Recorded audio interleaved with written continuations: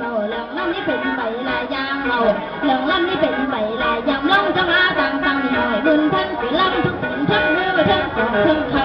น้ำจังหวะเก่าๆเด็ดเลาะน้ำเดือดล่ำเดือดตาว่าวานเหมือนลมพัดไปเห็นเสียงหน่อยเสียงไงสาวสีท่านดอนขอให้พอแบบกระแตรอดทับแรงต่อยนั่นแต่แรงต่อยนั่นแต่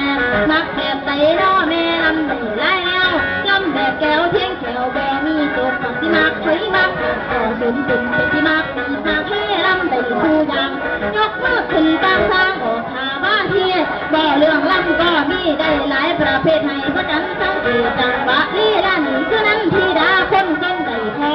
นักหนังนอจังได้ท่านที่มาล้นมาที่ตาขาวตาเผือกทางยังได้กะเลือกเช่นชมสัมปยานจะเลืองมานอนป่าแจงจังบางขลังบ่อยางขาดลำเลียงใส่แต่เสียงตีนมือบ่ออกศาสตร์บ่ลำกระจอกถึงบ่ถึงเพื่องคนอื่นบ่ชุยเพียงใส่กุญยอนหมอลำบอลบ่เคยผ่านเวที